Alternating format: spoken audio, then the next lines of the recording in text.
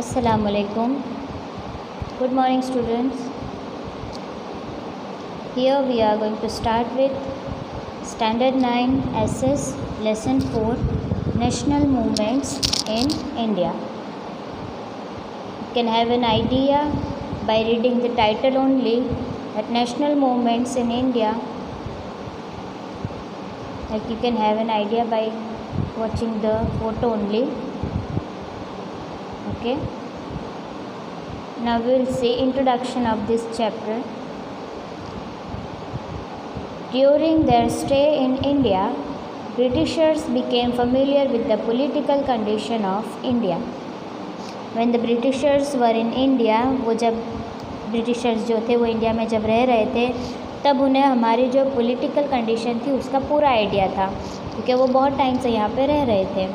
The British East India Company took advantage of the political disputes or internal weakness of India and from 1757 AD. The British East India Company जो थी उसने इसका फ़ायदा उठाया, ठीक है, जो हमारी वीकनेस थी उसका.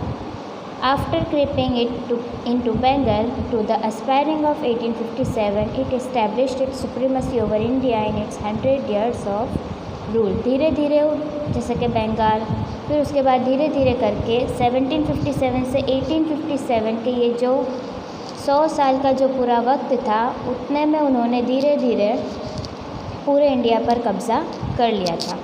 In order to maintain this supremacy, ये जो अब उनका जो पावर था उसको बनाए रखने के लिए the English gradually developed a strong administrative structure in the country. इन अंग्रेज़ों ने अपना जो एडमिनिस्ट्रेटिव स्ट्रक्चर था, जो काम काज जो था, वो पूरा स्ट्रक्चर इतना मजबूत कर लिया था कि पूरी कंट्री को वो अपने हिसाब से ही चलाते थे.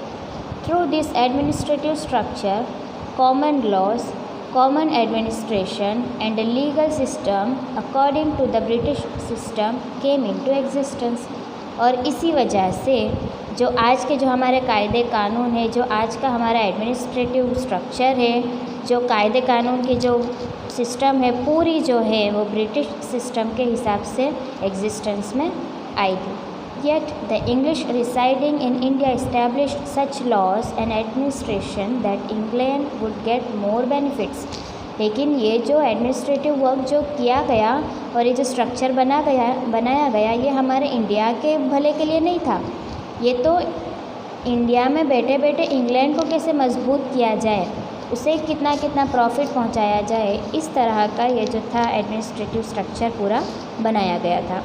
At the cost of India, they made England prosperous and exploited India the most. At the cost of India only, India के बलबूते पर उन्होंने इंग्लैंड को इतना समृद्ध और इतना डेवलप किया. Next point, the great national uprising of 1857. Some of the factors that caused the uprising of 1857 were political dissatisfaction. तो इस टॉपिक में हम देख रहे हैं कि 1857 तक जो उन्होंने 100 साल राज तो किया, लेकिन अब धीरे धीरे जो है उम्मीद की किरण वो किस तरह जागी, किस तरह ये सारा शुरू हुआ. ठीक है, तो उसका शुरुआत ये हुई कि पॉलिटिकल डिससेटिस्फेक्शन, ये जो उनका था पॉलिटिक्स में डिससेटिस्फेक्शन होना शुरू हुआ आपस में. ठीक है, economic exploitation, social and religious factors, आर्थिक रूप से, सामाजिक रूप से, धार्मिक रूप से, है ना, military factor and immediate reasons like induction of the Enfield rifle in the army. ये सारा जो उनके कायदे कानून के हिसाब से वो चल रहे थे, लेकिन क्योंकि उसके अंदर फिर कुछ प्रॉब्लम होने की वजह से ये जो हमारा अपराइजिंग ईयर था उसकी शुरुआत हुई. Mangal Pandey was the first martyr of the uprising. तो इसकी शुरुआत करने वाला पहला इंसान था मंगल पांडे.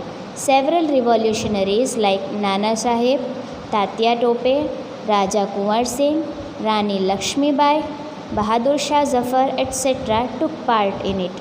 मंगल पांडे से शुरू हुआ और फिर इन सब ने इसमें पार्ट लिया था. The uprising of 1857 produced many effects among which are the end of the company rule in India. ये जो शुरू हुआ था अपराइजिंग मूवमेंट, इसका इफ़ेक्ट ये हुआ था कि कंपनी रूल इन इंडिया जो था वो उसका एंड हो गया था. The rule of British crown ruled by queen Victoria change it administrative, military, social, religious policies.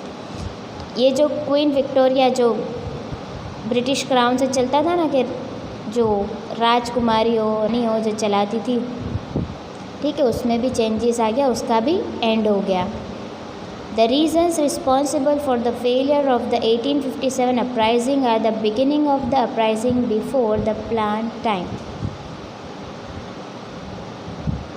ये जो अपराइजिंग मूवमेंट थी शुरुआत की, वो एक्चुअली क्यों फेल होती जा रही थी, क्योंकि प्लान टाइम जो था ना उससे पहले शुरू हो गया था. लेक ऑफ सेंट्रल लीडरशिप, कोई लीडरशिप लेने वाला नहीं था.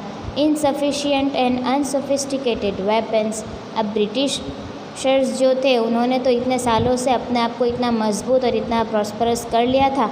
उनके पास सारी चीज़ें होती थी, लैंग्वेज होती थी, पावर रखते थे, नॉलेज रखते थे, सब कुछ. और उनके सामने इंडिया को तो उन्होंने कितना यूज़ किया था, तो इंडिया कैसे इतना मजबूत हो सकता था उनके सामने.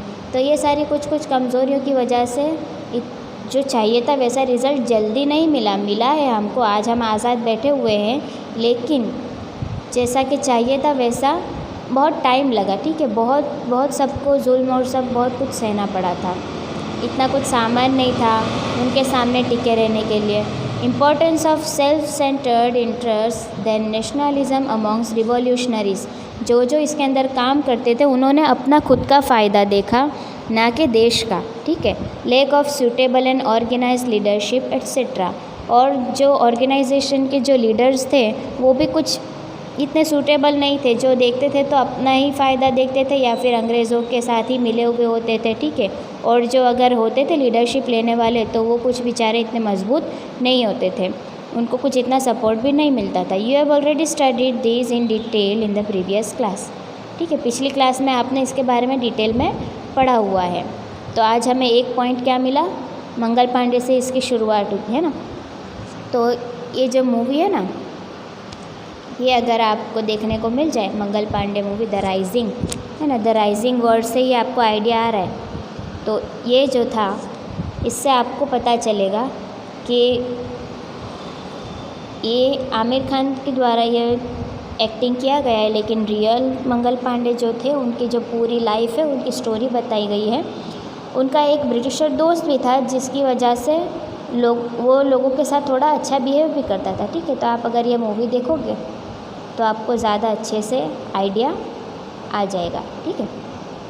सो here our first part over.